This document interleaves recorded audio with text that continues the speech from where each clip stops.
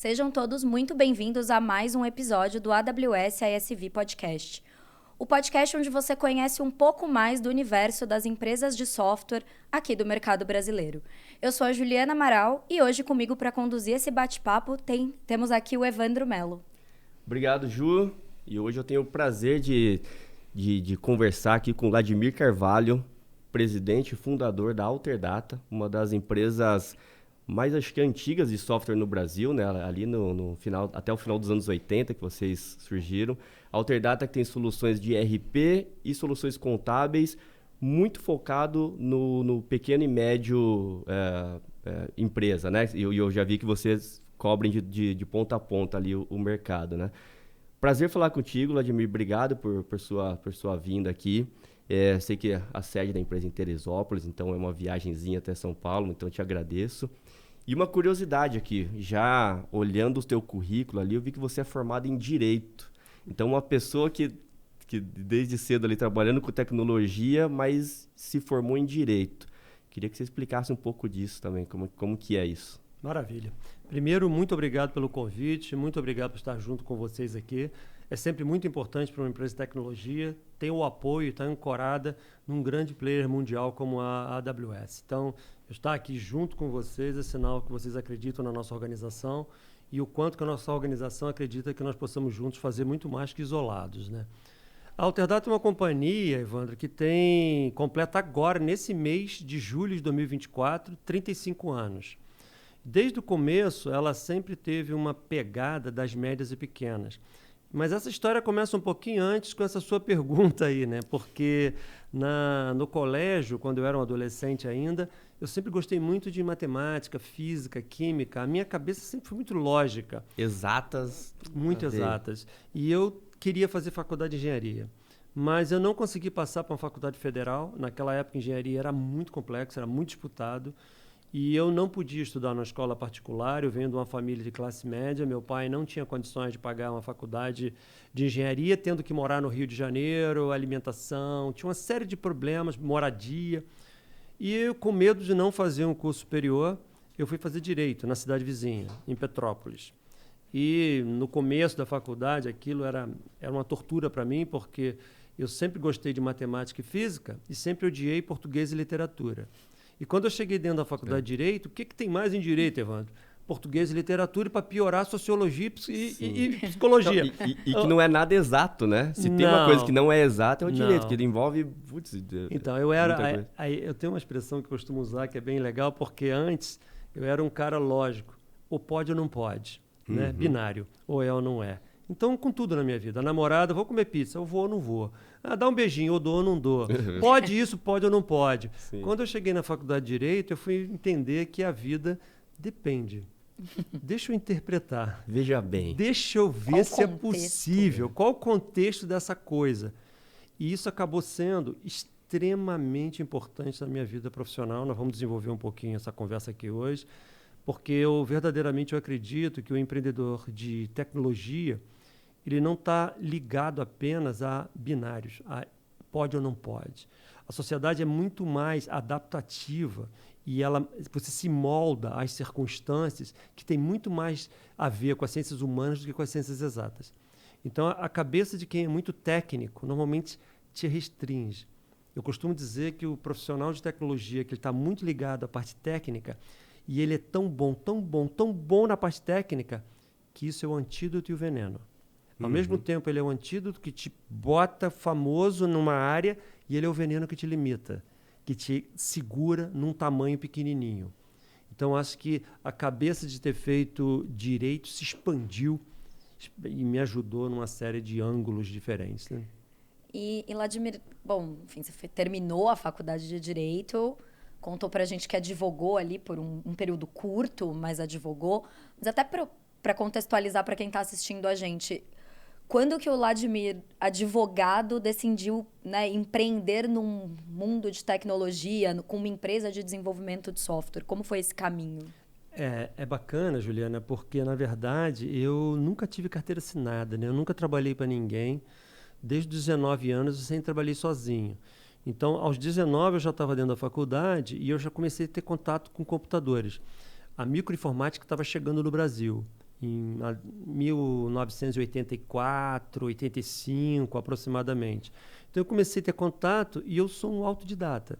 Eu aprendi programação sozinho, né? Todas as linguagens que eu programei naquele início era virando à noite, lendo livros em inglês, porque eu não tinha literatura em português. E aquilo ali foi me dando uma habilidade que a maioria das pessoas não tinham naquela época. Então, dentro da faculdade, eu estava cursando ainda, eu já estava desenvolvendo software para algumas empresas que me contratavam para fazer sistema de estoque, finanças, emissões de notas fiscais e coisa do gênero, contabilidade. E quando eu me formei, eu tinha o título de ter um curso superior, comecei a exercer, comecei a advogar, mas eu ganhava 5 vezes mais com tecnologia do que como advogado recém-formado. Isso lá em meados de 87, 88, isso? 86 eu me formei, então 87, 88, exatamente. E aí eu tive que tomar uma decisão. E aí entra algumas características que são muito importantes do empreendedor, que é o empreendedor não é de sucesso, não é aquele cara que acertou tudo, nem o cara que não teve problemas. É o cara que teve dúvidas, é o cara que teve dificuldades, mas o empreendedor de sucesso, ele consegue encontrar um caminho alternativo mais rápido que a média. Então, todas as vezes que aparece um obstáculo na frente do empreendedor, principalmente de TI, que é nosso setor evolui muito, então toda hora você é posto à prova, existem profissionais que você encontra um problema hoje, 2 dias depois ele já encontrou um caminho alternativo e já está indo em outra direção. Existem outros que encontram um problema hoje, ele fica 6 meses para romper essa barreira. Então, esse tempo de você encontrar um caminho alternativo, é muito importante que haja uma reflexão de quem está nos ouvindo, o quão rápido você é e o quão ágil você é para contornar um problema. Então, na decisão, por exemplo, vou ser advogado ou não? Eu jogo fora 5 anos de faculdade ou não? Como é que eu faço? Vindo a família da minha ex-esposa toda jurídica. O pai, a esposa, o meu ex-cunhado, desembargador, todo mundo da área jurídica. E você é colocado numa situação, às vezes, que é o seguinte, como é que eu abandono uma coisa para trabalhar numa profissão que ninguém sabia o que era? Que não existia, né? Meus pais não sabiam, meu filho, o que é isso? Dá para ganhar dinheiro com isso? Fazer software? O que é software? O que é software? Eu me lembro da avó da minha esposa com quase 80 anos perguntando para mim assim, meu filho, o que você vai fazer? E como é que eu explico? Há 40 anos atrás, para uma senhora de 80 anos que ia trabalhar com software. Sim. Então, essas são decisões que sempre são muito difíceis. Então, eu acho que é muito importante o empreendedor estar entendendo que as decisões difíceis vão acontecer. A questão da reflexão principal é o quão rápido você é para tomar uma decisão. Porque a velocidade é mais importante que a precisão. Essa frase é muito importante para quem está nos ouvindo. A velocidade é mais importante que a precisão. Se você quiser precisão nas suas decisões, mas vai demorar 1 ano para tomar a decisão o teu concorrente passou. Você precisa tomar uma decisão mais rápido e ajustar, mesmo que ela não esteja perfeita, porque a velocidade é mais importante que a precisão. Muito legal. E aqui na Amazon, né, no grupo como um todo, a gente tem muito forte os princípios de liderança, na cultura Amazon. E são 16 hoje, né? Acho que até quem quiser pesquisar, só jogar na internet acha fácil. Além do nome, tem a explicação de cada um deles, então é legal. E às vezes um conflita com o outro. E a gente tem 2 que é bem em linha com o que você acabou de falar. Um que é o bias for action, né? Que é o viés de ação, que a velocidade importa nos negócios. Então, se é algo que é reversível, se você consegue fazer, deu alguma coisa errada, você consegue voltar rápido e corrigir, cara, faça, né? Não gaste tanto tempo com 1 ano de pesquisa, porque o teu concorrente vai passar na frente. Agora, se é algo que é irreversível ou que voltar atrás vai te custar muito, custar imagem, custar dinheiro mesmo, aí é o que a gente chama de dive deep, né? Aí mergulha. Aí faça de fato uma pesquisa mais aprofundada, né?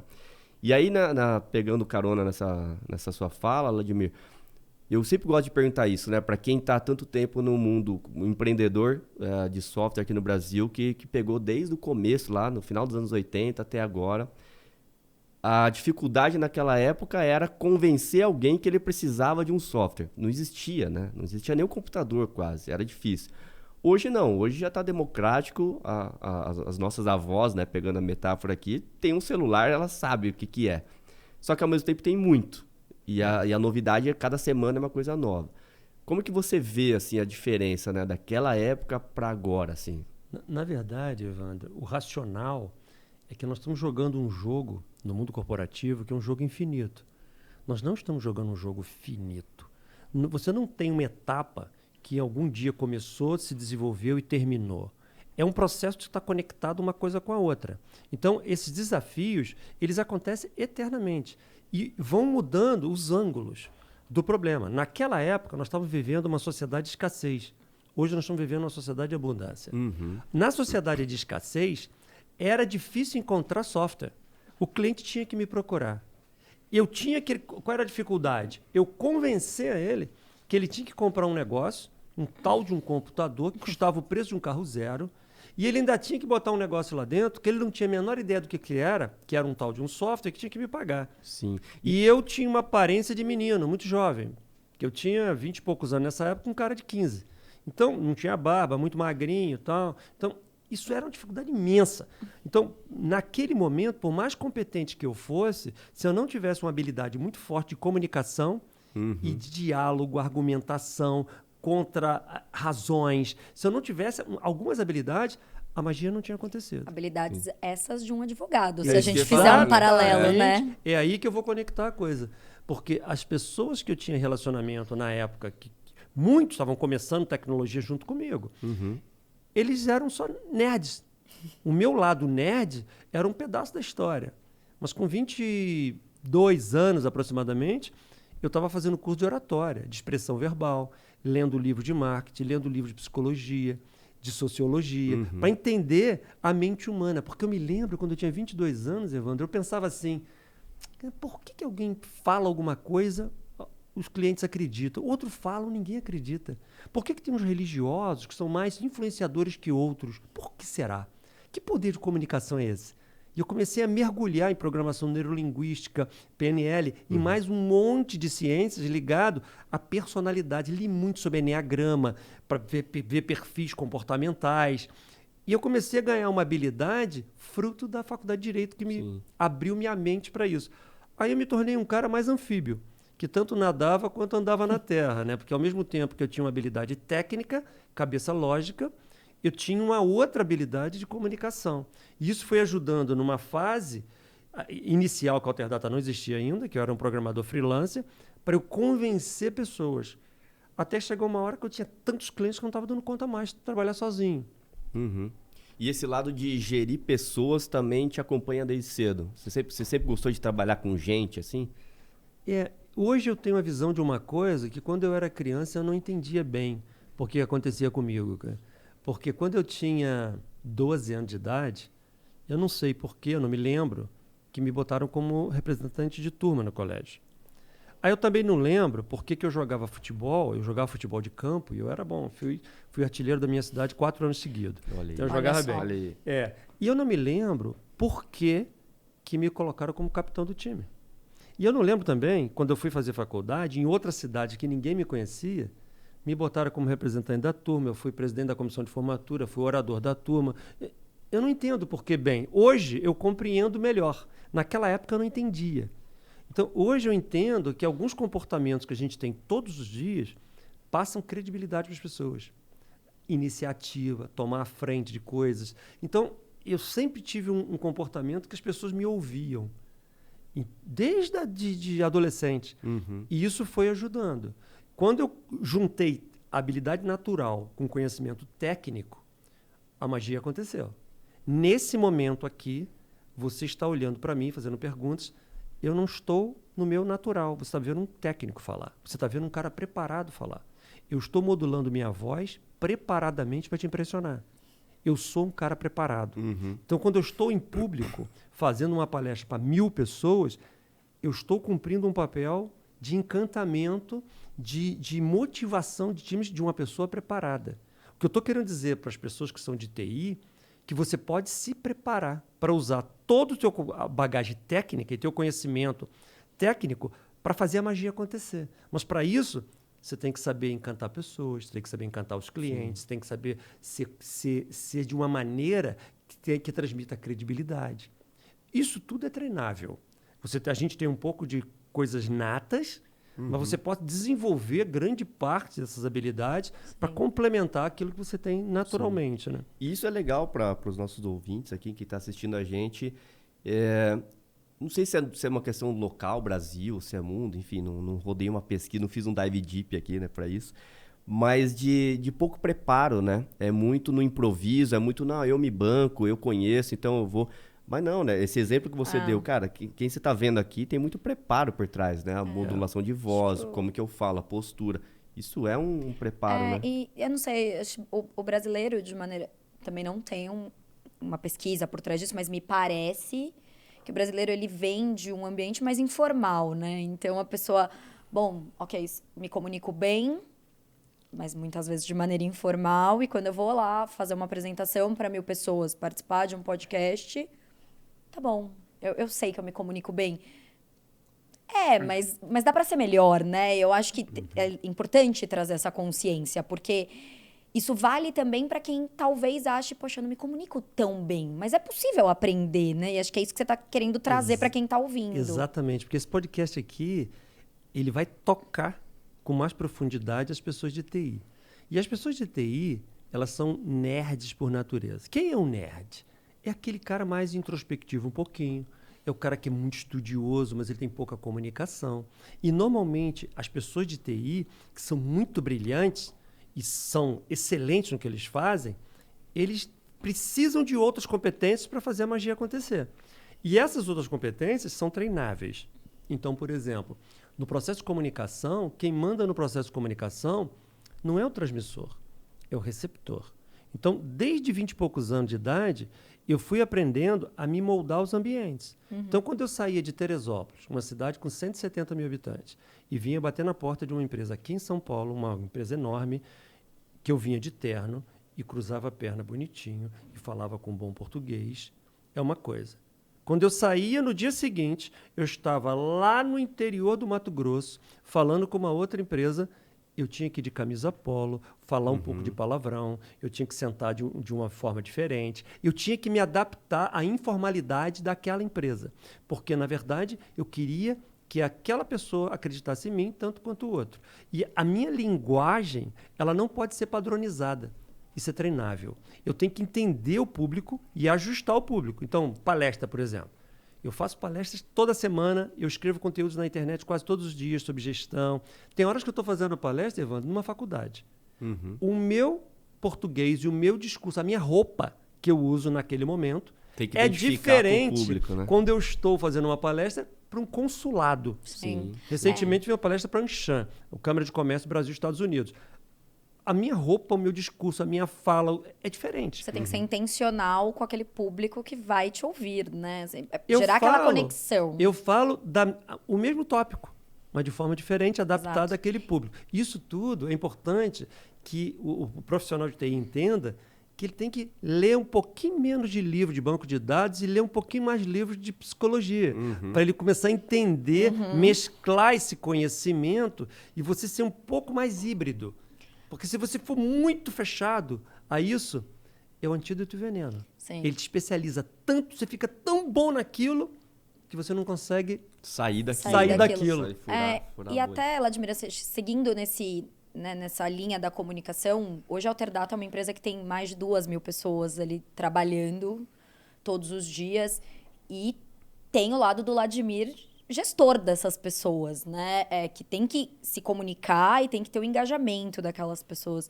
Então, traz pra gente, pra quem tá ouvindo também, um pouco desse seu lado gestor de hoje, mais de 2.000 pessoas. E quais são os desafios que você encara hoje para se comunicar e para manter a cultura da Alterdata numa empresa tão grande? Juliana, isso é uma informação bem importante, que eu acho que se eu e meu sócio não tivéssemos essa habilidade, a empresa não teria acontecido como aconteceu. Porque a cultura da companhia é o pilar central da estrutura de uma organização. E na minha cabeça, cada funcionário novo que entra na empresa é um percentual de perda de cultura. Porque quando ele entra, ele vem de uma outra cultura. Ele já trabalhou aqui na Amazon, já trabalhou num supermercado, num consultor de contabilidade. Ele trabalhou em outra empresa que traz uma outra cultura. Então, desde a empresa era pequenininha. Eu tinha uma atividade, eu me lembro, sei lá, eu devia ter uns 50 funcionários, 60. Eu criei uma atividade há uns 28 anos atrás, chamada Encontro com o Presidente. O que era essa atividade? Eu queria todos os funcionários contratados nos últimos 2 meses na minha sala com uma reunião comigo. Todos. Então, no começo, a gente contratava 2 pessoas a cada 2 meses. Aí ficava na minha sala. Eu ficava 2 horas com eles, contando histórias, valores, ética, padrões, coisas que a empresa fez de certo e errado, para onde ela quer ir, o que a gente espera das pessoas. Eu estava transformando ele em alterdatano. Eu usava uma expressão fazendo uma transfusão de sangue, tirando um sangue e botando o nosso sangue nele, né? Essa atividade acontece até hoje. Só que hoje, o último que teve foi no auditório da empresa com 170 pessoas. Depois Foram contratadas nos últimos 2 meses. Escala, né? 170 pessoas, mas a pegada é a mesma, Evandro. Eu tô lá na frente falando. E às vezes eu comento para eles, falo, olha, o tamanho da empresa que ela tem hoje, eu poderia contratar alguém para falar para vocês. Exato, eu poderia escrever esse texto que eu estou falando para vocês e colocar alguém aqui para falar. Sim. Não teria o mesmo impacto. Não. O impacto do empreendedor falando e envolvido com as pessoas é fundamental. Então, significa que eu tenho que estar continuamente me preparando e me avaliando no processo de fazer essas entregas. E quem está nos ouvindo, você vai perceber que cada vez, no teu crescimento, quanto mais você cresce, cada vez é mais complexo. Porque eu perco as referências. Você vai subindo na hierarquia e você, quando você está no meio, alguém que está em cima diz para você dar feedback se você está certo ou errado. Quando você está na posição como eu estou, ninguém diz para mim se eu estou certo ou errado, se o caminho é esse ou não. Sim. E todo mundo não, mentira, uma boa parte tenta me agradar. Então eles falam as coisas que isso é bonitinho, mas ninguém fala para mim, chefe, você fez uma besteira. Você é burro pra caramba, você errou naquilo ali. É mais difícil. Então, eu tenho que ter habilidades com o ser humano para extrair o que não está tão claro. Extrair o caminho que não está tão legal, as decisões que não foram tão boas, que às vezes a informação não chega bem como era para chegar, né? Como é que você faz isso? Tem algum exemplo prático, assim? Porque, de fato, né? Você comentando, cara, você é o presidente, fundador, tá ali desde o começo. Como é que alguém vai te ousar, né? Te contrariar? Como alguém vai ousar te mostrar o caminho? Eles querem o caminho, na verdade, né? É cultural, né? Como que você cria que mecanismo, por exemplo, que você já criou para isso acontecer? E isso é cultural já de muitos anos, né? Então a gente tem uma maneira de se comportar. Eu e meu sócio, nós dois somos bem parecidos nesse quesito. Nós somos diferentes em outros aspectos, mas nesse aspecto a gente é muito parecido. Primeiro que é ter uma transparência para todo mundo abrir minha porta a hora que quiser. Se a faxineira da empresa ou o diretor quiser abrir a porta e falar que não concorda em alguma coisa, não tem problema. E eu procuro, em vários momentos durante as atividades da companhia, externalizar isso, para que todo mundo perceba isso. Vou te dar alguns exemplos. Nós temos uma pesquisa de satisfação na empresa. Essa pesquisa de satisfação roda uma vez por ano. Eles têm 15 dias para responder. Parte é múltipla escolha e parte é dissertativa. Eles podem escrever uma carta que eles quiserem. Eu não deixo nenhum gerente ler, eu não deixo nenhum diretor ler. Eu leio, meu sócio lê também. A gente, quando está lendo essas pesquisas, eu quero que eles tenham certeza absoluta que ele pode meter o pau no chefe dele, no líder direto dele, naquela pessoa que o comanda, que eu não vou criar o clima ruim. E quando acontece algo, eu externalizo.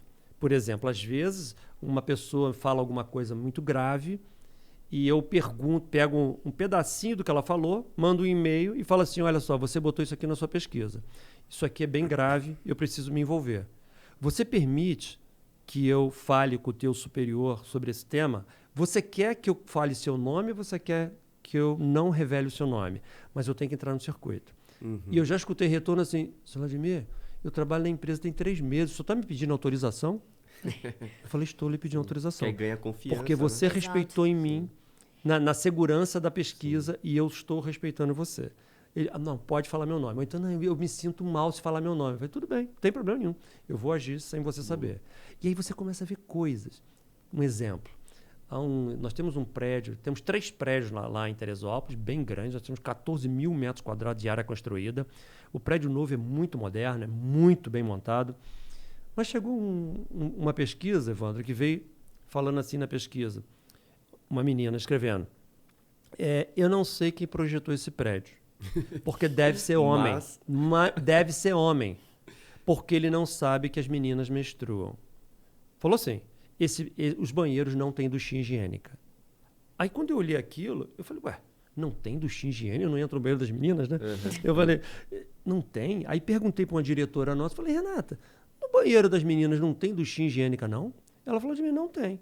Eu falei, será que a engenharia não botou? Liguei pro arquiteto, o prédio tinha ficado pronto. Era homem, né? Uns 4 anos. Por acaso o arquiteto era um homem. Liguei pro Max e, Max, aqueles primeiros projetos, você tem contigo? Nós botamos duchinha higiênica nos banheiros. Ele falou, não lembro. Eu falei, olha no projeto. Eu quero saber se você errou ou se foi a engenharia que errou. Uhum. Ele olhou e devolveu, Vladimir, não tem no projeto original. Não foi a engenharia. Nós, na arquitetura, não botamos.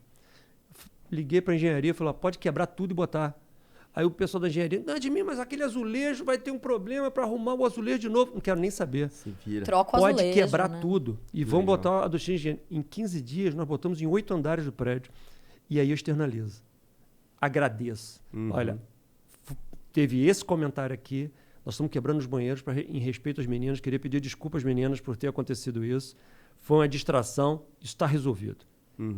Esse tipo de comportamento você diário. Tem um sistema de segurança, né, de confiança. Né? E acho que mais do que segurança e confiança, assim, sou ouvido e será endereçado. Sim. Não necessariamente, né, vai ser algo que vai ser endereçado exatamente da maneira que o colaborador pede, porque às vezes falta um pouco de informação, enfim, mas a pessoa se sente pertencente, né? Ela se sente, poxa, ele de fato leu o que eu escrevi e vai endereçar da melhor maneira, né? Assim, porque... Juliana, você falou uma coisa sensacional, porque não é exatamente o que ele fala, mas aquilo é importante para a empresa. Isso. Uhum. Teve um ano que teve uma pessoa que falou assim, começou a escrever a pesquisa, no início ele botou assim, esse é o último ano que eu respondo essa pesquisa, que eu acho que essa pesquisa não serve para nada, que eu acho que ninguém nem lê, tudo que eu falo, as minhas ideias, ninguém implanta, todas as minhas ideias maravilhosas, ninguém nunca implantou. Aí, quando eu li a pesquisa, eu chamei ele na minha sala.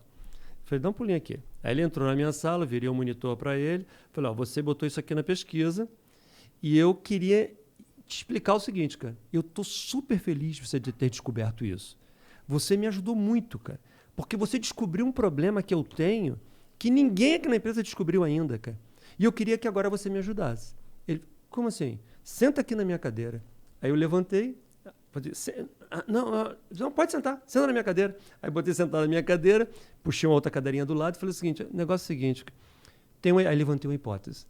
Aquele setor que você trabalha, não tem uma parede branca ali? Ele falou, tem um colega seu que falou que essa parede branca é muito ruim, que ela deveria ser vermelha. Tem um outro colega seu que falou que era melhor que ela fosse verde. O outro falou azul, o outro falou amarela. Aí falei um monte de cores. E falei assim, eu pensei em pintar aquela parede com um arco-íris para atender todo mundo. Mas vai ficar meio estranho, cara. Eu vou ter que escolher uma cor. Se eu escolher vermelho, o cara do verde não quer responder a pesquisa mais. Agradar todo mundo. Se eu escrever o azul, o cara também não quer. Aí eu falei, agora você está na minha cadeira. Como é que eu resolvo isso? Aí ele parou. Não sei. Eu falei, exatamente, cara. A pesquisa não é para isso. São 2.000 pessoas. Como é que eu vou resolver os problemas de todos? É impossível. Cara, você é super importante. Eu leio a tua pesquisa todo ano, cara. Você contribui, eu conecto as suas ideias com a ideia do outro, com a ideia do outro. E é por isso que essa empresa é o que é. Sim. Eu preciso de você, cara. Eu preciso de você contribuindo. Se você parar de responder, você está prejudicando o ambiente. Sim. Agora, você não pode esperar que eu consiga atender a 2.000 pessoas nos detalhes. Sim. A pesquisa é para ter uma tendência. Não é para atender específica. Mas aí que entra um detalhe de comportamento empreendedor. Juliana, eu poderia não ter falado nada. Sim. Eu poderia não ter ouvido. Eu poderia não ter chamado na minha sala. Mas não, o fato de chamar e conversar, essa conversa demorou 10 minutos, cara. Essa pessoa fala para outros na empresa o seguinte, o líder ouve a gente, ele escuta a gente. Aí entra isso que você falou, Evandro. São essas ações que vão criando um processo cultural de dar ideias, de aprimorar. A gente incute que eu quero que um garoto de 20 anos entre na minha sala e discorde de mim, mas eu quero que ele tenha fundamento. Eu não quero que ele entre na minha sala e fale assim, eu sonhei que... Não, peraí, cara. Sonhou não? De onde você tirou isso? Que ideia? Que indicador você viu? Qual é a amostra que você fez? Então, quando a gente vai fazendo isso, essa troca, eu estou dando liberdade, eu estou formando cultura e, ao mesmo tempo, estou formando a mente dele para preparar a companhia para o futuro. Porque o que nós queremos é que a Alterdata seja outra coisa no futuro. Qual é a magia das empresas de software? Eu não sei o que a Alterdata vai ser daqui a 3, 4, 5 anos. Eu não sei. Mas eu sei que ela vai ser diferente de hoje. Se eu sei que ela vai ser diferente de hoje, eu tenho que criar um ambiente todos os dias de transformação em gota a gota. Eu tenho que me transformar toda semana em alguma coisa diferente para no futuro eu ser outra coisa que eu não sei hoje o que é. Olha que coisa filosófica interessante. Sim, mas é muito real e é um desafio enorme, né? E aí eu vou até conectar com uma pergunta aqui. Um dos desafios é isso, é uma empresa pequena, 50 funcionários, você consegue ainda colocar o teu modelo mental direto, né? É um contato muito próximo. 2.000 pessoas, já tem um desafio, você já me trouxe aqui como você ainda consegue colocar. E a sucessão? O Vladimir, em algum momento, eu falo assim, cara, quer saber? Vou parar, vou comprar um veleiro, vou fazer alguma coisa. Como é que você já pensa nisso e como é que você prepara para isso? Porque em algum momento, né, você vai sair e eu acredito que você vai querer que a empresa continue com essa boa cultura, né? Perpetue esse clima, né? Como que você pensa isso? Eu estou com 61 anos hoje, meu sócio 5 anos mais jovem, então nós já estamos lá com cabelos brancos já. Mas a gente tem muita energia hoje ainda. E uma das missões minha e dele é criar essa infraestrutura desse escalão abaixo da gente. Até 8 anos atrás, ou 10 anos atrás, nós tínhamos um diretor na empresa. Era eu e meu sócio, um diretor, embaixo dele já eram os gerentes. Hoje nós temos 6 diretores. A companhia foi sendo mudada, a estrutura hierárquica. Nós criamos diretorias de verticais, que são... em pé e diretorias transversais do comercial e de finanças. Essa estrutura hoje permite, por exemplo, que eu esteja aqui com vocês. Hoje, eu peguei um avião de manhã lá no Rio de Janeiro, estou aqui, vamos sair daqui, vou voltar, vou pegar o avião. Não vou na empresa hoje, mas eu tenho certeza que ela está funcionando. Ela está trabalhando. Hoje, nós já temos uma estrutura que ela já está rodando. Se eu e meu sócio amanhã não estivermos na empresa, ela continua, eu tenho certeza absoluta, porque essa cultura já está na mente da diretoria. E eles já estão treinados que eles têm um papel importantíssimo de multiplicar isso para o escalão de baixo, que são os gerentes. Por exemplo, há uma preocupação muito grande, nossa, que eu acho que deveria ser a preocupação de todos que estão nos ouvindo aqui, que tem empresas de TI, que a grande missão de quem está nos ouvindo aqui, se você aumentar investimento de treinamento no topo da pirâmide, a magia da sua empresa não vai acontecer. Se você aumentar na base, também não vai acontecer. A magia de transformação está no meio escalão. É esse meio aqui, que são gerentes, supervisores, que multiplica esse conhecimento. Então, você tem que intensificar treinamento nesse grupo para que ele crie essa cultura e leve lá para baixo o tempo inteiro. A diretoria tem o papel de fazer isso acontecer, né? Por isso que a gente dá muito treinamento para o nosso meio escalão lá na companhia, que hoje são em torno de 160 pessoas. São gerentes e supervisores. Né? Interessante. E Vladimir, a gente falou bastante, né, de como você olha e como você pensa da porta para dentro, mas vamos olhar um pouquinho agora da porta para fora, né?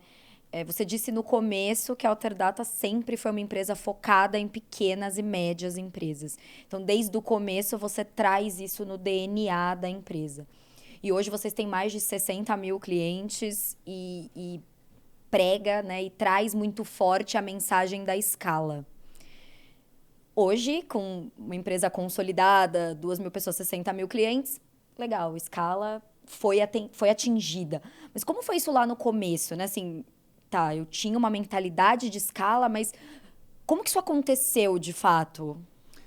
Juliana, há uns anos atrás, eu estava fazendo uma palestra para empresários de TI, tinha, sei lá, uns 200 pessoas, e a palestra era sobre indicadores de performance. Eu estava mostrando a construção de indicadores para a área de TI, como é que os empresários têm que analisar os dashboards para tomar decisões certas. Quando eu terminei a palestra, 1 hora e tanto falando, veio uma pessoa e falou para mim assim, olha, o senhor faz esses dados todos, esses números todos, porque o senhor é grande.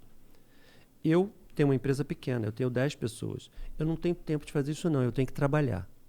Ele usou essa expressão. Eu não tenho tempo de fazer indicadores porque eu tenho que trabalhar. E aí está conectado com a sua pergunta. Porque aí vem uma resposta que eu falei para ele assim, na frente de todo mundo. Eu falei, deixa eu fazer uma colocação. O que nasceu primeiro, o ovo ou a galinha? Aí ele, não entendi. Eu falei, então vou te fazer de outra forma. Você acha que eu sou assim porque eu sou assim porque eu nasci assim? Aí ele, não, também não entendi. Aí eu falei, então vou te fazer de uma outra maneira. Você acha que a Alterdata é grande? E por ser grande, eu tenho dinheiro e tempo para fazer esse monte de números? Ou você acha que eu sou aficionado por indicadores e métricas e por isso ela ficou grande? O que nasceu primeiro, o ovo ou a galinha? Aí ele, estou entendendo. Eu falei, os indicadores são fruto de uma evolução. Então, tem coisas que a Alterdata está grande hoje que nós fazemos desde que ela era pequenininha. Detalhes de liderança, cultura, indicadores e métricas. Eu me lembro a Alterdata com 6 meses, Evandro, eu já fazia indicadores em Lotus 1, 2, 3, porque o Excel não era famoso ainda. Uau. O Excel não dominava. Eu fazia em Lotus, que era a planilha de sucesso da época, já tinha indicadores medindo quantos clientes ligaram, por que ligaram. Aquilo aumentava a assertividade nossa violentamente. Eu vejo empresas de TI hoje, que hoje, com as tecnologias atuais, o dono da empresa de TI, ele não sabe quantos atendimentos ele fez, que venda ele fez, ele não tem informações da própria empresa. Então ele quer administrar a companhia por sensibilidade. E é um contrassenso violento, criticando algumas empresas, porque eles fazem software para administrar a empresa dos outros, mas a empresa dele é uma zona. Vai na intuição. Exatamente. Então, quando você vai na intuição, você acerta quando você é muito bom, mas você erra muito. Sim. Você erra muito. Então, quando você cria métricas, você vai estruturando melhor. E essas métricas vão lá na Alterdata, Juliana, ao ponto de tentar entender a subjetividade. Porque você fala assim, métrica, quantos clientes ligaram? É muito fácil. Agora fala assim, quem está feliz? Já é um pouco mais difícil. Qual funcionário está mais triste? Já é um pouco mais complexo. Mas você tem que perseguir esses indicadores, porque são através dessas ações que eu consigo administrar uma empresa com 50 pessoas ou com 2 mil. Com 50 clientes ou com 60 mil clientes. Eu criei um indicador na companhia uns anos atrás. Isso foi feito na mão na empresa, de análise preditiva, sem ferramenta de inteligência artificial nenhuma. Há 10 anos atrás, a gente já tinha uma análise preditiva na empresa que roda até hoje, que identifica a felicidade de clientes. Que a gente analisa 22 características de comportamento. A ferramenta olha todos os dias 80 mil clientes. Os atuais e alguns cancelaram. E ele vê o comportamento desses clientes, sinaliza para os nossos líderes quais são os clientes que estão com possíveis tendências de ficar infelizes para eles agirem. Quando nós implantamos no primeiro ano, que foi mais gritante, 35% a menos de cancelamento de cliente. Simplesmente porque nós estamos pegando uma grande escala e tentando interpretar no particular de cada um. É como se eu fosse uma startup tentando olhar uma massa, um escopo enorme. Isso é possível. Então eu estou falando que são visões que eu acho importante quem está nos ouvindo, que não são visões só técnicas. Por isso que eu falo... Ela passa pelo técnico, né? Ela transcende o técnico. Mas é de negócio total. Mas é total de negócio. Por isso que eu acredito, Evandro, que o sucesso é 30% técnico e 70% não é técnico. Sim. E muito interessante você falar isso, que vocês já eram data-driven, né? Que é uma palavra muito bonita agora, lá em 89, né? O que quer dizer isso? Essa coisa de nomes, Evandro, é muito engraçado na Alterdata, porque... Eu me lembro de várias passagens, mas às vezes eu estava assim, lendo uma revista, internacional às vezes, aparecia uma palavra assim, CRM, uma sigla. Eu falei, CRM? O que é isso, cara? Lá, anos e anos atrás, aí comecei a ler livro, tendências, empresas, Estados Unidos, na Europa, CRM, aí li, comprei um livro, li. Pô, a gente já faz isso há mais de 10 anos. Entendeu? Às vezes você vai ter que adaptar porque o mercado conhece por aquele nome, mas você trocamos já faz, o nome dos produtos, trocamos um monte de coisa. Beleza. Mas vamos falar assim, a essência do problema, a gente já tinha. E eu vi uma conversa sua e me chamou muita atenção quando você, lá no começo ainda, começou a expandir para além do Rio de Janeiro, né? E você tinha uma questão de intuição sua, mas sempre voltado muito para dados. Eu queria que você comentasse um pouco isso. E é um episódio que você desce da Bahia, que o cara fala assim, você quer ir para onde? Cara, não sei, eu nunca vim aqui. Você fez o dever de casa, você assistiu. Essa história é muito boa, se puder... Porque aqui tem o seguinte, aí isso está conectado a uma outra coisa importante para quem está nos ouvindo, que a empresa de TI, ela passa por ciclos de reinvenção. Se você tem uma empresa de TI e ela está 20 anos fazendo a mesma coisa, você está ultrapassado. Sem eu conhecer o teu negócio, eu sei que está ultrapassado. Porque todo negócio, ele se reinventa, de ciclos em ciclos. A Alterdata, em 35 anos, se reinventou 4 vezes. Essa fase que você falou foi uma das reinvenções. Nós estávamos numa fase de ter clientes maiores cobrando mais. Era pouco cliente cobrando muito. O mercado começou a mudar, os clientes não queriam pagar tanto mais, começou a dar problema de margem e eu tinha que mudar a estrutura. Nós tínhamos que passar... Você tinha uma dependência muito grande em poucos... Nós tínhamos que passar a ser uma empresa de cobrar pouco de muitos e não muito de poucos. Quando a gente tomou essa decisão, eu tinha que ter mais escala. E as escalas, o que significa? Era ter unidades em outros lugares. Eu tinha que adquirir uma competência de administrar a empresa à distância. Hoje tem internet, cara. Hoje você fala com videoconferência. Agora, há 30 anos atrás, você tinha que falar com o gerente de Salvador no telefone. E você tinha que comandar esse cara no telefone. Era muito difícil. Então, você tinha que ter métodos. E aí, nós tínhamos que expandir o negócio. Não tinha dinheiro para contratar uma empresa de pesquisa. Não tinha dinheiro para contratar uma empresa de auditoria para decidir onde era melhor abrir. Então, o que eu acredito numa empresa que está em desenvolvimento? O empreendedor tem que fazer vários papéis. Você vai ter que botar o chapéu de ser um cara do RH às vezes, depois você tira, bota um cara de finanças, depois você tira, você bota um cara de desenvolvimento, depois você tira, bota um cara de expansão, de canais. Nesse episódio, por exemplo, de expansão, esse exemplo de Salvador, ele retrata o que aconteceu em outras regiões. Desci de carro de Teresópolis, Rio de Janeiro, peguei um avião no Galeão, saltei no aeroporto de Salvador, entrei no táxi, o táxi virou para mim e falou, nós vamos para onde? Eu falei, rapaz, não tenho a menor ideia, nunca vim em Salvador, cara. Toca pro centro da cidade aí. E ele tocou, eu falei, agora roda aqui no centro, onde é que estão aqui os prédios das empresas, os escritórios de contabilidade, os bancos, ali, aqui, eu falei, entendi. Vê se tem algum hotel por aqui. Aí achei um hotelzinho, entrei no hotel, cheguei no quarto, naquela época, eu não sei se você tem idade para isso, mas existiam as páginas amarelas. Sim. Que tinha os endereços, telefones de todo mundo. Eu peguei a página dos contadores, rasguei a página, botei no paletó e na rua. Rasgou não, você fez um download, né? Naquela época o download foi rasgando um download manual. O download foi rasgando e botando no bolso. E fui para a rua num calor de Salvador, de terno e gravata, bater na porta do escritório de contabilidade naquela época, um por um. À noite eu chegava no hotel, planilhava no Lotus 123. Valores, aluguel, salários que tinha na região, tamanho de escritório, regiões. E eu fazia um relatório financeiro para apresentar para quem? Para mim mesmo. Era só para eu tomar decisão se eu tinha que abrir Salvador na frente de Recife, Recife depois Natal, Natal depois Belém, como é que era? E pautado em dados, né? Dados. Acho que isso é muito legal. Dados. Desculpa até entrar na sua fala, porque às vezes se cria, né? Eu não faço isso porque é muito difícil. Cara, não, né? O dado, ele tá ali de várias formas. A AWS tem serviço que dá para ajudar de muitas maneiras, mas acho que muito além do serviço é o que você quer responder, o que você quer com isso, né? Qual pergunta que você tem. E porque esse exemplo é clássico, né? Cara, páginas amarelas, anotar, planilhar. Eu acredito muito, Evandro, que o empreendedor, ele tem que dar o primeiro passo e depois ele leva o time. Então, quando eu fiz esse trabalho de canais, eu comecei a fazer sozinho os primeiros, depois você vai criando a estrutura. Aí contrata mais um, aí o outro faz não sei o quê, você bota mais um, aí você vai saindo. Então, todos os movimentos que eu sempre fiz na companhia era criar essa infra para eu poder estar um pouco mais solto para fazer outra coisa. E aí você cria a infra e vai soltando de novo. Hoje tem um departamento super estruturado, mas ele começou assim. Todas as estruturas foram dessa forma. Essa análise preditiva que eu estou falando aqui, eu e um programador fizemos sozinhos.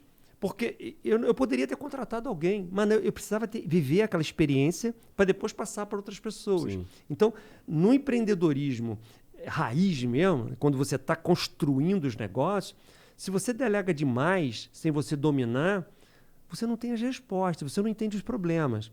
Agora, quando o calor queima a sua própria pele, Você entende melhor se você tem que dar mais velocidade, menos velocidade, você vai numa direção, vai na outra. Então, eu sempre acreditei muito em fazer e depois vai gerando as outras pessoas. Olha o que está acontecendo agora. Inteligência artificial surgiu. Eu participo de muitos congressos internacionais e eu estou vendo isso lá fora. Eu estou vendo surgir. O que eu poderia fazer? Colocar um time enorme para estudar esse assunto. Eu estou lendo um livro atrás do outro. Eu estou participando de seminários, já estou começando a fazer palestra desse assunto, de tanto que eu estou dominando. E agora eu estou colocando meu time para participar com a Amazon. Já mandei diretores nossos para os Estados Unidos com vocês, para eles se aprofundarem, mas eu estou estudando junto. Então, quando ele retorna, eu sei o que ele está falando, porque eu estou estudando junto. Então, essa coisa é muito importante. E muitas das vezes, o empreendedor de TI, ele só se sente confortável estudando o que é técnico. Por exemplo, agora eu estou estudando inteligência artificial, é técnico. Mas na minha cabeça eu tenho que me preparar para outras coisas. Como é que eu motivo o time? Como é que eu lidero agora com essas tecnologias? Como é que eu faço treinamento? Como é que eu mantenho uma estrutura comercial mais digital? É um mundo de coisas. Isso é muito motivante. E eu acho até que olhar para a tecnologia como ferramenta também, né? Porque vamos pegar aqui a inteligência artificial, que é o que se fala hoje, né? Legal. Tecnicamente falando, você vai estudar, o seu time de tecnologia vai estudar e dominar o assunto, mas olhando para o business da Alterdata, como eu tangibilizo isso em negócio? Porque senão... E negócio das duas maneiras. Como eu uso isso internamente para ajudar o meu time a ser mais produtivo, por exemplo, mas como eu também coloco a inteligência artificial na solução da Alterdata para que o meu cliente tire vantagem disso. Então, acho que, né, ouvindo tudo que você falou até agora, me parece muito que você gosta e você lidera muito esse papel de conectar as coisas, né? Isso, e porque eu falei dos ciclos, né? O ciclo da inteligência artificial agora não é diferente de quando o Windows surgiu. Quando o Windows surgiu, nós estávamos numa plataforma DOS, que eu dominava perfeitamente, eu já tinha parado de programar, eu já estava na área executiva da companhia, surgiu o Windows com linguagens novas. E aí nós tínhamos reuniões com o desenvolvimento, que eu participava, o desenvolvimento começou a falar coisas que eu não entendia. Então, falando de componente, de tipos de linguagem que eu não estava entendendo. Eu falei para o meu sócio o seguinte, falou, olha, cara, eu estou com problemas, eu estou ficando meio no ar nessas reuniões. Eu tenho que dar uma aprofundada, eu tenho que começar a programar em Delphi, que é a linguagem que eles usavam. Aí os programadores falaram para mim, não, Jimmy, faz um curso que a gente fez lá em São Paulo. Eu falei, não quero curso nenhum. Eu quero que me dá o livro mais grosso que você tiver sobre esse assunto aí e eu vou procurar uma tarefa aqui na empresa. Aí localizei um sistema de vendas que a gente precisava, peguei a literatura e aprendi Delphi sozinho. Aí comecei a programar para aprender só para me afinar com a linguagem que estava sendo usada, para eu saber se o ritmo está certo, se aquilo era difícil, se aquilo era fácil, que componente usava, o que era o tal dos componentes, as coisas que era multithread, que antigamente não tinha, uma série de detalhes que a gente se aprofundar. Eu estou falando de coisa técnica. Em outros momentos, eu tenho que me aprofundar em ser humano, entender de RH, entender de gente. Em outros momentos, eu tive que me aprofundar em vendas. Como é que vende, como é que negocia, como é que faz proposta, como é que você argumenta. Essa seria uma dica que você daria para os novos empreendedores, aí, as startups, enfim. Delegue, que em algum momento você não vai fazer tudo sozinho, mas não delegue a ponto de você nem saber o que está acontecendo. É tipo, delegue, mas esteja junto, né? Saiba do que está se falando. A delegação é uma das habilidades mais importantes no crescimento. E normalmente as pessoas têm dificuldade para delegar aquilo que ele é muito bom. Que ele gosta. Por isso que é o antídoto e o veneno. Sim. Porque é psicológico. Quando eu era um programador, eu era reconhecido pelo mercado como um excelente profissional. Todo mundo me elogiava, me enaltecia. Você é o cara, você é isso. Meu nome não era Vladimir Carvalho, era Vladimir Programador. Então aquilo me identificava como ser humano e como profissional. Chega um momento da empresa que eu tenho que delegar aquilo que sou eu. A maioria não consegue fazer isso, porque aquilo me identifica. Sim. Aí você fica preso, delega aquilo que você não gosta. Só que isso é um veneno na estrutura. O mais importante na delegação é você fazer a delegação e ter os indicadores de performance para acompanhar. Você vai ter que delegar o que você ama. É parte da vida do empreendedor. E agora você vai ter que estar fazendo outra coisa para encher teu ego, porque aquilo ali não vai encher mais. Você vai ter que fazer uma coisa que eu escrevi num livro há uns anos atrás, que eu chamei de a passagem. A passagem é você fazer a passagem de um técnico para um executivo. E essa passagem passa por processos emocionais e psicológicos sérios de identidade.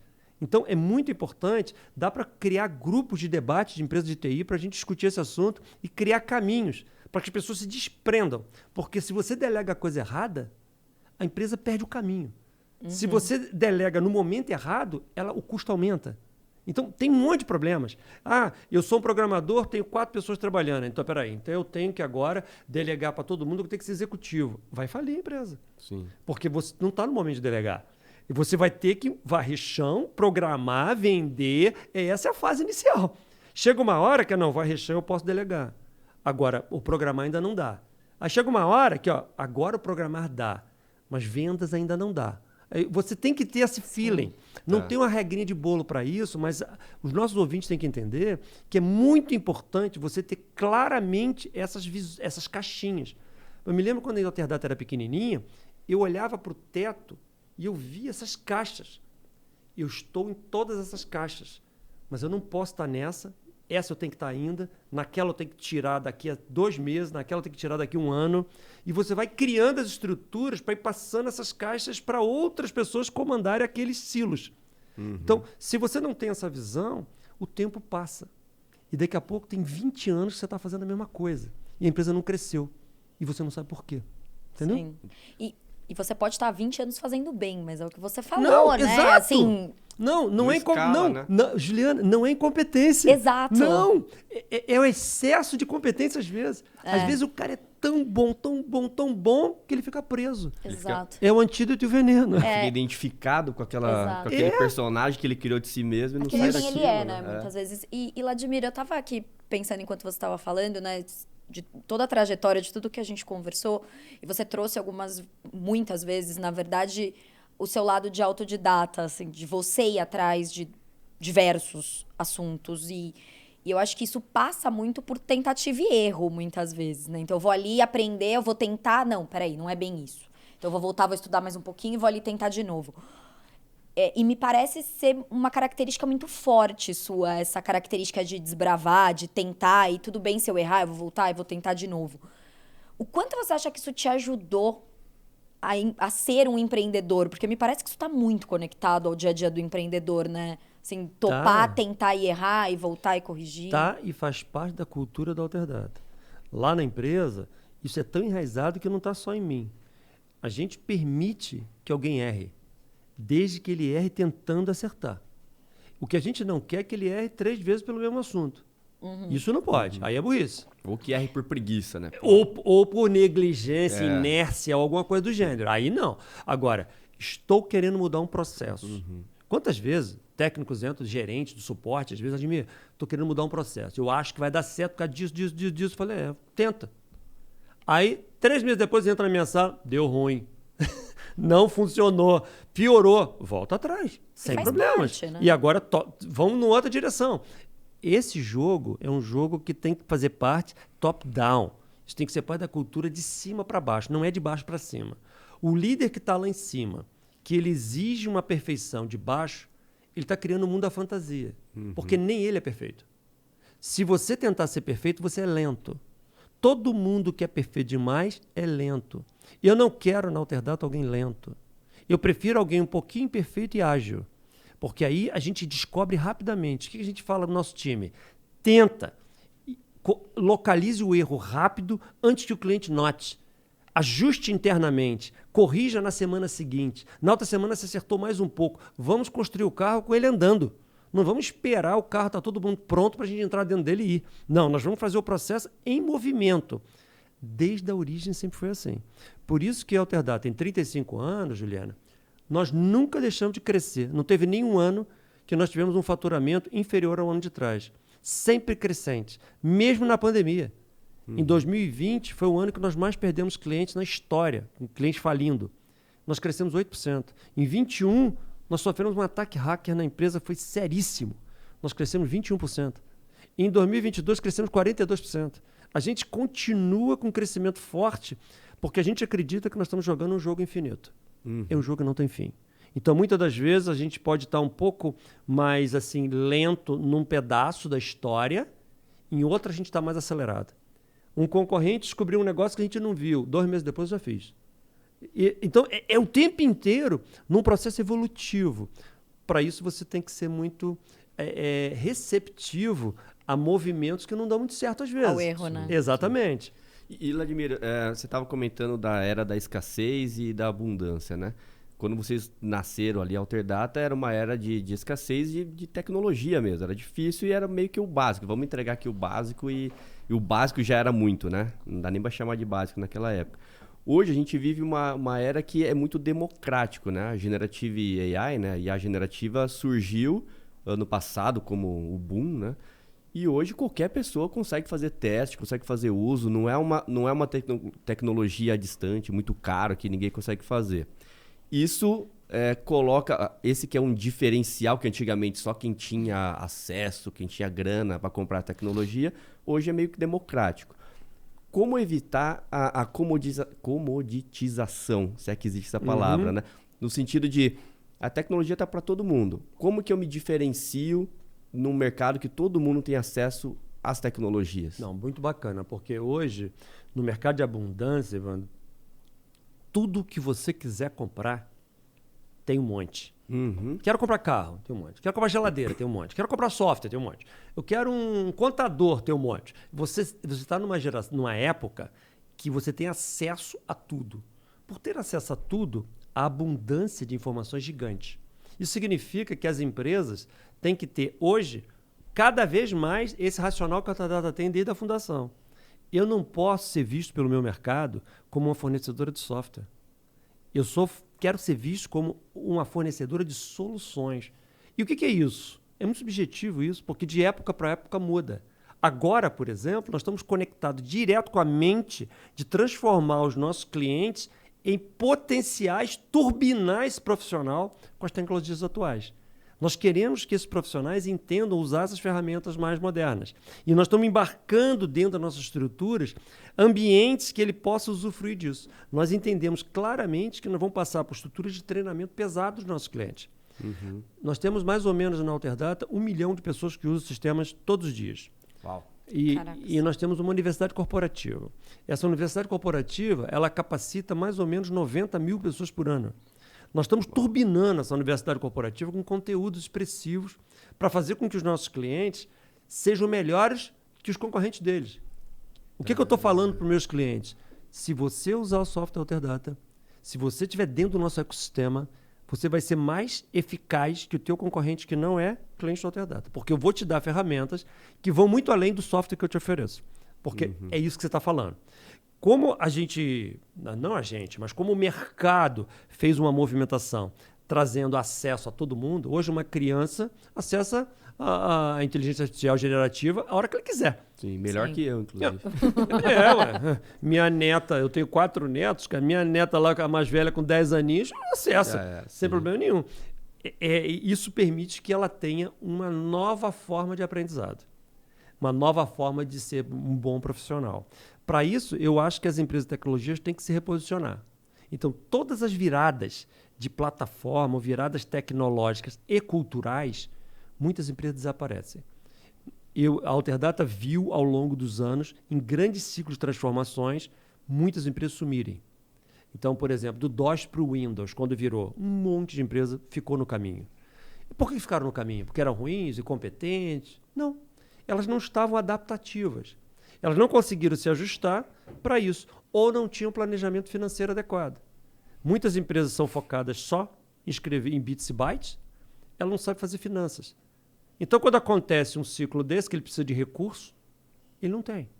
E a empresa quebra. Ou seja, os ciclos de reinvenção são muito importantes. Nós estamos vivendo, nesse momento, isso que você está falando. Sim. Então, as empresas de tecnologia de hoje, muitas vão ficar e não vão conseguir passar por essa fase. Porque nós temos que entender agora que o profissional da ponta que usa, esse é o cara que nós temos que trabalhar. Não adianta eu fornecer uma tecnologia do outro planeta, dizer que eu vou levar ele à NASA, se ele não sabe usar aquela ferramenta.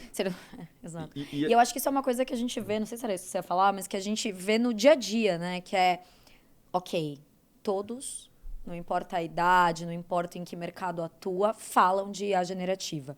Porque acho que, talvez, de todas essas tendências que a gente tanto fala, foi uma que foi primeiro lá na ponta para depois as empresas de tecnologia falarem, não, peraí, né, deixa eu trazer isso aqui para dentro. Então, foi um caminho um pouco contrário do que a gente está acostumado, né? E a gente vê muito, o que eu ia falar do dia a dia legal, eu preciso ter inteligência artificial generativa. Legal, e qual é o caso de uso? Então, talvez eu não saiba ainda. Eu acho que é isso que você falou, assim, não é ter porque é uma tendência, né? Como que, de fato, eu olho para o mercado que eu me predispus a atender e levo isso para eles de maneira onde todo mundo vai ter um proveito aqui, né? Para você ter ideia desse movimento, você está totalmente correta, Juliana. Eu estou nesse momento preparando uma palestra de inteligência artificial, mas bem diferente do que o mercado tem feito. Porque o mercado está muito focando nas partes técnicas e nas tecnologias, preço, acesso. Eu estou fazendo um conteúdo muito focado no profissional da ponta, para mostrar o seguinte, camarada, olha só, como é que você se torna um profissional melhor na contabilidade, na engenharia, na medicina, na advocacia? Que ferramentas de produtividade para aumentar na hora de você fazer um projeto, na hora de você redigir um texto, na hora de fazer uma imagem, fazer um vídeo? Como é que você usa essas ferramentas para você ser turbinado? Para você, na verdade, usar a inteligência artificial como um copiloto, como alguém que está aqui do teu lado, te apoiando e te orientando. Eu boto uma imagem nessa palestra de um profissional com um tablet na mão, e aqui no ombro dele, antigamente a gente via nos piratas um papagaio, né? Eu boto um robozinho sentado, como se ele estivesse soprando no meu ouvido, falando para mim. Porque é isso que vai acontecer. Sim. Eu sou um profissional de alguma coisa, eu sou um fisioterapeuta, por exemplo, e aqui no meu ouvido tem a IA falando para mim, olha, esse caso que você está lidando é melhor fazer assim. Ó, esse outro caso, tem uma pesquisa lá na Alemanha que ajudou, não sei o quê. Ele está o tempo inteiro me soprando aqui. Agora, como é que é na prática? Como que é o caso de uso, né? Assim, porque, legal, todo mundo pode pegar o seu celular hoje e acessar um chatbot que vai estar baseado em IA generativa, mas muitos não sabem nem como acessar. Né? Porque eu vou perguntar o quê para ele? O que eu quero que ele me ajude a resolver? Tem um jeito técnico para isso. Eu estou preparando esse conteúdo e a minha expectativa é de começar a fazer apresentações no Brasil inteiro sobre esse assunto para profissionais de ponta, não de TI. Profissionais lá da ponta. Fazer em congresso de contabilidade, congresso de empresários de supermercado, de atacados. Aquele público que não é o público técnico. Porque a galera do técnico, que escova bits e bytes, eles estão mais entendendo o jogo. Agora, eu estou mais preocupado com a ponta. Como é que essa ponta, de fato, vai se tornar assim um profissional melhor, mais acelerado, com mais eficácia, coisa do gênero. Tem um time, acho que é isso, né? Tem um time técnico pronto para receber os casos de uso para implementar, mas não tem ainda um time gerando casos de uso para esse time. Então tá meio que, olha, eu sei fazer, mas o que eu faço? Não sei bem. A própria Amazon, o que vocês estão fazendo mundialmente é uma coisa impressionante. Sim. A Amazon é uma das estrelas globais dessa pesquisa. Tem projetos sensacionais. Eu tenho me envolvido com os trabalhos de vocês e eu fico muito impressionado com tudo que vocês estão fazendo, mas precisa da ponta. Vocês precisam de empresas como a Alterdata para falar o seguinte, olha só, tem uma dor aqui nessa pontinha aqui. Ó. Vamos fazer um projeto aqui para esse cara lá da ponta entender de fato o que esse arsenal de armamentos que a Amazon está fazendo, como é que a gente pode dar um tiro certo e matar aquele problema, entendeu? Sim, e é por isso que a gente adora trabalhar com a AS Visa, com as empresas de software, porque é isso, né? A gente até para chegar nessa ponta, às vezes, é um caminho grande e é difícil. Que não faltam boas ideias. E quando a gente se conecta com a Alterdata, por exemplo, vocês conseguem chegar em clientes que dificilmente a gente chegaria direto, né? Ju? E eu acho que, assim, até pra gente indo pro final, né, acho que é muito importante ouvir, né, um empreendedor preocupado em levar pra ponta, para quem de fato consome o seu produto, o conhecimento que você foi capaz de ir, enfim, construindo e ao longo dos anos, porque vamos voltar para o tema de inteligência artificial, já que a gente falou tanto e que todo mundo fala tanto. Talvez se você for lá na ponta, você vai entender que essa pessoa não usa porque ela está preocupada em perder o emprego dela e não em ser ajudada pela inteligência artificial. Juliana, tem fator tudo humano isso ainda. que você está falando tem a ver com as perguntas dele, tem a ver com a sua pergunta inicial de cultura. A Alterdata, eu pergunto para o meu time, em auditório lotado, o seguinte: o que nós fazemos aqui na empresa? Quando alguns respondem assim, nós fazemos software. Eu falo, não, nós não fazemos software. A Alterdata não é uma empresa de software. Ah, como assim? Nós fazemos software o dia inteiro. Não, nós não fazemos software. O que move o coração dessa empresa é o seguinte: eu e meu sócio, quando a gente está de carro passando na frente de uma empresa, tem 35 anos, tem 40 anos que a gente trabalha junto. Eu nunca me lembro nenhuma vez de um virar para o outro e falar assim, pô, esse cliente paga muito bem para gente. Não lembro. Mas eu me lembro de muitas vezes a gente falar um para o outro assim, caramba, tudo que essa empresa faz, a gente que construiu. Ele tem mais sucesso por causa da gente, ele contrata mais pessoas por causa da gente, ele paga mais impostos, contribui com a sociedade mais por causa da gente. O impacto, né, que tem. Estatística do governo federal, 70% das empresas que abrem quebram até o 5º ano. Qual é a missão da Alterdata? É fazer os nossos clientes quebrarem menos.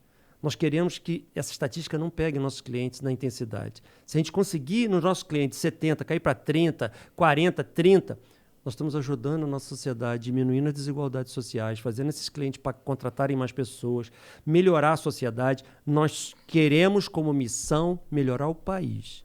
Nós fazemos isso através dos softwares que a gente constrói. Então, quando você tem a missão num propósito lá na frente, meu objetivo não é só o software. É a solução, é melhorar a mente desse empresário, é ensiná-lo conhecimentos que ele hoje não tem, que vai ser preciso na nova fase de crescimento dele. Então, nesse momento, é inteligência artificial. No passado foi outra coisa. Exato. Mas e daqui 5 anos vai ser outra coisa. Nem sei se 5, né? 5 acho que está distante, provavelmente antes. Na Alterdata, a nossa conexão é lá na frente com o propósito. Esse é o propósito, melhorar o país. E aí toda a magia começa a acontecer porque a conexão com toda a estrutura hierárquica da empresa está ligada nesse processo. Então, quando você chega na companhia lá, que o Marcos, que fez da AWS, visitou a gente e vê que a menina do cafezinho é feliz, sorri para ele, trata super bem como ele elogiou, é porque ela está conectada nesse propósito. Ela está conectada nessa visão lá na frente. Então, é missão do empreendedor que está nos ouvindo aqui, muito além de construir software. A sua missão não é só essa, é muito mais do que isso, né? Legal. Legal demais. Pô, a gente poderia ficar aqui mais umas 3 horas. A gente tem muito assunto que a gente acabou não abordando, porque não vai dar tempo. Mas queria terminar com 2, vai? Aquela sempre última que a gente faz. Mas primeiro que a gente tem muita conexão, a cultura Amazon com a cultura Alterdata, que a gente aprendeu um pouco mais aqui hoje. Dá para ver que tem muita conexão. Inclusive, uma curiosidade que é o nome Alterdata, né? O Alter é de ser uma alternativa às empresas de software da época que não necessariamente olhavam ali para o cliente, né? Não eram obcecados pelo cliente, como é o mote aqui da Amazon, né? Customer Obsession. Então, isso já é muito legal. E eu queria fazer essa pergunta, e aí, daqui para frente? O que esperar da Alterdata para um futuro não tão distante? Nós queremos intensificar o nosso trabalho de aproximação cada vez mais com o negócio do cliente. Então, nós estamos investindo muito em tecnologias que possam agregar valor para esse cliente entender mais do negócio dele. Hoje eu vejo que muitos empresários, eles são muito bons técnicos em alguma coisa, ele sabe fazer pizza, então ele montou um restaurante. A pizza é a melhor do planeta e ele quebra. Porque ele está faltando um outro elemento. Então, a nossa missão é fazer com que a gente passe esse outro elemento para ele. Para isso, a gente tem que usar novas tecnologias, como IA, por exemplo, mas a gente tem que também dar treinamento, mudar a mente dele, tem que ser muito mais contestador, ele tem que ter um skill diferente do passado. Então, a gente vai continuar crescendo, a nossa meta interna é dobrar o tamanho da companhia. Nós temos o objetivo de dobrar, nós temos 2.000 pessoas. Esse ano nós devemos bater um faturamento perto de 400 milhões. Nós somos a 5ª maior do país e a gente quer dobrar essa companhia. Nós nunca na vida pegamos dinheiro emprestado em banco, nunca descontamos uma duplicata, nunca usamos um limite de cheque especial, nunca recebemos dinheiro de fundo de investimento. A gente tem capacidade e alavancagem de fazer os nossos próprios recursos e vamos continuar acelerado. E nós estamos com o pé no acelerador até o fundo. Eu falo para o meu time, nós estamos acelerados. Segura na gente que a gente vai te arrastar lá para frente. Vamos junto. Vamos junto, cara. Boa. Legal. E a nossa última tradicional pergunta é... Admira, a gente queria que você deixasse uma indicação para quem está ouvindo a gente. Pode ser um livro, um TED Talk, uma palestra, Um filme. Um filme. Pode ser seu próprio livro. O seu livro, enfim. Algo que te marcou e que você acha que vai ajudar e vai marcar também quem está ouvindo a gente. Vou dar duas, então. O meu livro, que eu escrevi há uns 5 anos atrás, ele é Dicas de Gestão e Carreira de um Empreendedor. Esse livro foi feito baseado num monte de artigos que eu escrevi em revistas. As revistas vão me pedindo coisas e eu vou escrevendo. Chegou um dia que eu estava com tantos artigos, falei, vou botar num livro. Só que ficou tão interessante porque ele pode ser lido fora de ordem. Então, muitas empresas usam assim, pega o livro e abre a página. Pessoal, vamos estudar esse tema aqui. Legal. Porque cada artigo tem 4 páginas, 5 páginas, mais ou menos. E tem as principais reflexões que eu falei aqui, estão lá. Toda a estrutura, de forma de pensar, de diversas óticas, estão nesse conteúdo. Então, acho que é bem legal para usar até como material de trabalho dentro das empresas. Legal. Segunda coisa é o livro do Simon Sinek. 2 livros dele. O dos porquês.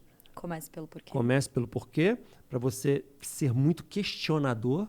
Eu costumo falar dentro da Alterdata que eu quero mais perguntadores do que respondedores lá na empresa. Eu quero questionadores questionando o status quo para transformar a companhia numa outra coisa. E o outro livro é o Infinite Game, falando sobre o jogo infinito. Esse é um livro que, inclusive, eu fiz uma palestra também, que eu tenho feito no Brasil inteiro, tem muito sucesso. Qual é a visão que nós temos que ter do aprendizado contínuo? O quanto que a gente tem que estar olhando, não o balanço desse ano, mas o que a gente quer para a empresa para daqui a 10 anos. Como é que a gente cria uma infraestrutura de aprendizado que a gente vem se transformando continuamente? Esses 2 livros do Simon Sinek balizam muito conceitos que eu acredito muito seriamente, que eu acho que pode ajudar muito dos que estão nos ouvindo. Maravilha, obrigado, Ludmir. Gostou? Show de bola. Parabéns pela organização. Eu acho que a Amazon, fazendo um conteúdo como esse, com vários personagens aqui, vocês contribuem muito para o mercado. Porque a vida de um empreendedor é muito solitária. Então, eles têm muita dificuldade. Em momentos que ele está trancado na sala dele, tem que tomar uma decisão. E eu acho que assistindo esse podcast, com várias pessoas dando suas visões, você vai ajudando a outros empresários. Ideias, né? Exatamente. Então, parabéns pela organização, parabéns pela iniciativa. Valeu. E onde que o pessoal te encontra? Tem um site, né? alterdata.com.br. Tem. Eu tenho um site pessoal, que é ladmircarvalho.com.br. Lá tem todas as palestras que eu costumo ministrar, conteúdos. O meu Instagram é o que as pessoas mais... Instagram e LinkedIn. Meu nome com Demudo é muito fácil, Ladmir Carvalho, tanto no Instagram quanto no LinkedIn. Eu escrevo muitos conteúdos, frequentemente, debates com clientes, coisas para gerar inspiração e reflexões, né? A minha ideia é sempre gerar um desconforto para fazer as pessoas ficarem pensando na hora de dormir como é que tem que ser no dia seguinte. Né? Maravilha. Obrigado, Ju. Obrigada. Acho que foi um super papo, legal. né? Eu aprendi muito. E queria agradecer para quem ficou com a gente até agora aqui assistindo e aprendeu com a gente muito aqui nesse bate-papo. E além das redes do Ladmir, a gente tem um QR Code aqui na tela, onde vocês podem entrar em contato com a AWS, entrar em contato também com a Alterdata.